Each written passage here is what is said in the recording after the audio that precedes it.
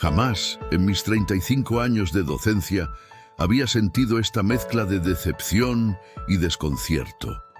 Soy el profesor Morales y mi pasión siempre ha sido la historia, no como una simple colección de fechas, sino como el gran tapiz que narra la aventura humana. Cada semestre pongo mi alma en el aula, tratando de encender esa misma chispa en mis estudiantes.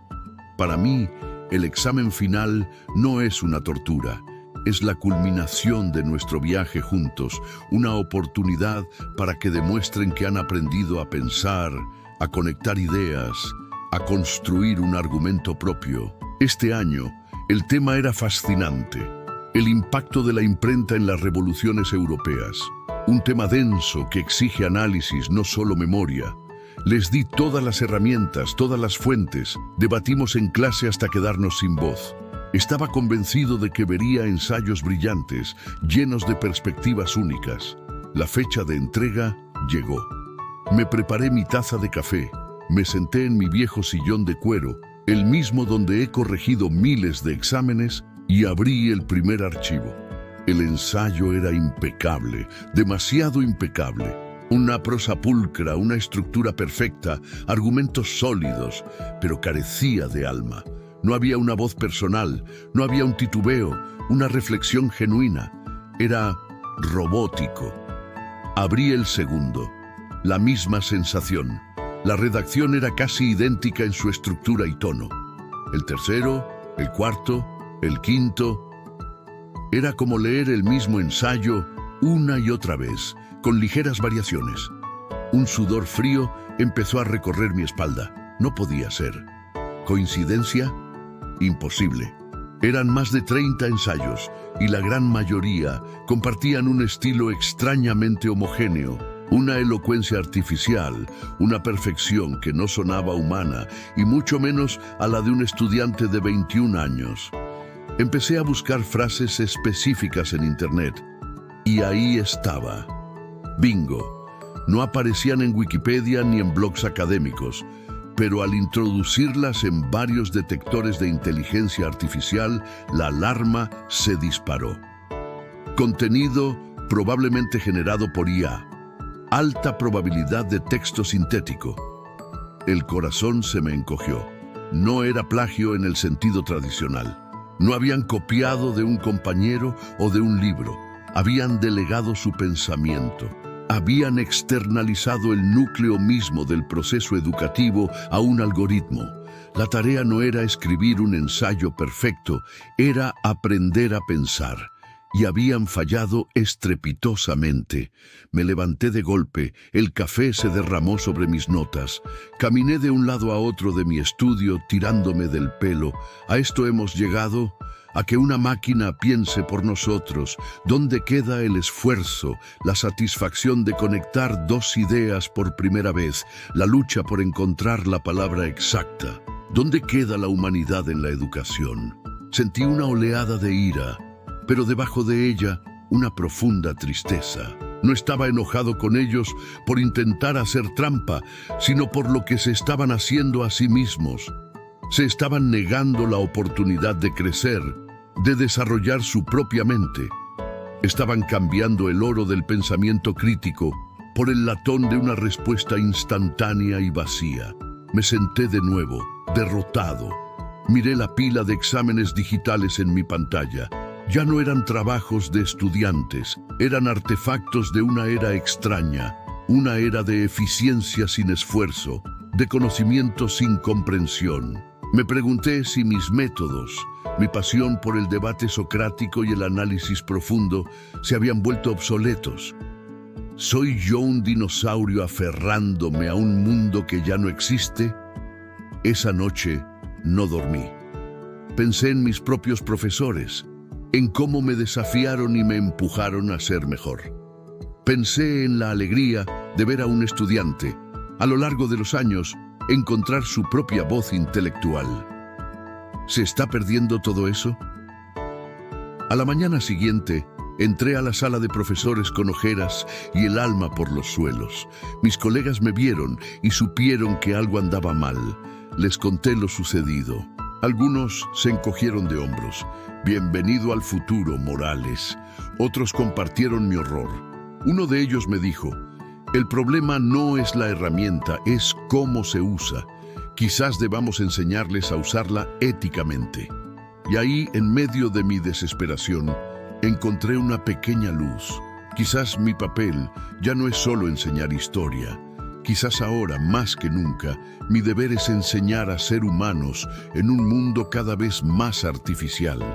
Enseñarles que la inteligencia artificial puede ser un copiloto, pero nunca debe tomar el volante de su intelecto. Así que decidí algo. No voy a reprobarlos a todos. Eso sería muy fácil. En cambio, en la próxima clase, proyectaré sus propios ensayos, anónimamente. Y juntos, como detectives intelectuales, analizaremos por qué carecen de alma. Les haré ver la diferencia entre un texto generado y uno creado. Les mostraré el valor de su propia voz, con todas sus imperfecciones y dudas, porque ahí, en esa imperfección, es donde reside la verdadera genialidad humana. No sé si funcionará. Quizás estoy librando una batalla perdida, pero no puedo rendirme. No mientras crea que dentro de cada estudiante hay una mente esperando a ser descubierta, no una que espera ser reemplazada. Este no es el final de mi carrera, es el comienzo de un nuevo y aterrador capítulo. Y tengo que enfrentarlo. Gracias por escuchar mi desahogo. Si te identificas con esta historia o simplemente te interesa el futuro de la educación, suscríbete al canal y dale like al video. Me encantaría leer tus opiniones en los comentarios. Hasta la próxima. ¿Alguna vez has escuchado eso de la generación de cristal? Ya sabes, esa etiqueta que le ponemos a los jóvenes de hoy, diciendo que son frágiles, que no aguantan nada, que se ofenden por todo. Yo también lo he dicho, lo confieso. A veces, viendo cómo reaccionan a cosas que para mi generación eran normales, pensaba, ¿de verdad no saben lo que es luchar? Pero la vida, como siempre, tiene una forma curiosa de darnos lecciones, de abrirnos los ojos. Y hoy quiero contarles una historia, mi historia, que me hizo ver las cosas de una manera completamente diferente. Hace unos meses, mi sobrino, Pablo, un chico de 19 años, brillante, creativo, pero a mis ojos demasiado sensible, vino a quedarse en casa por un tiempo. Estaba pasando por una mala racha. Sus padres decían que estaba apático, que había dejado la universidad. Yo, en mi papel de tío duro, pensé, perfecto, un poco de disciplina y realidad le vendrá bien. Mi plan era simple, despertarlo temprano, ponerlo a trabajar en el jardín, enseñarle el valor del esfuerzo físico, como me enseñaron a mí. Los primeros días fueron un desastre. Se quejaba del sol, de que le dolía la espalda, de que las herramientas eran pesadas. Cada vez que yo intentaba darle un consejo de vida, citando mis propias batallas, él simplemente se encogía de hombros o se ponía los auriculares. Mis frases favoritas eran, en mis tiempos, esto no era nada, o tienes que aprender a aguantar. Por dentro, mi frustración crecía. ¿Ves? Cristal puro, me decía a mí mismo. Sentía que no podía conectar con él, que hablábamos idiomas distintos. Yo hablaba de resistencia, él hablaba de energía y salud mental. Para mí eran excusas. Una tarde, después de una discusión particularmente tonta sobre cómo podar un rosal, él simplemente soltó las tijeras y se fue a su cuarto. Fui detrás, listo para darle el sermón definitivo sobre la responsabilidad. Pero cuando abrí la puerta, lo encontré sentado en el suelo, con la cabeza entre las rodillas, llorando. No era un llanto de niño caprichoso, era un llanto profundo, desgarrador, el llanto de alguien que está completamente roto por dentro. En ese momento, todo mi discurso, toda mi superioridad moral se desvaneció. Me senté a su lado, en silencio. No sabía qué decir. Después de un largo rato, él empezó a hablar, y lo que me contó me rompió el corazón. No era flojera lo que tenía, era ansiedad. Una ansiedad paralizante que lo hacía sentir como si se ahogara constantemente. Me habló de la presión de las redes sociales, de la competencia feroz, de la sensación de que si no eres perfecto y exitoso a los 20, ya fracasaste. Me habló del miedo a un futuro incierto, con crisis económicas y ambientales que mi generación apenas empezaba a vislumbrar. Me confesó que no dejó la universidad por flojo. La dejó porque sufría ataques de pánico antes de cada examen. El dolor de espalda no era por el trabajo duro, era la manifestación física de una carga emocional que ya no podía soportar.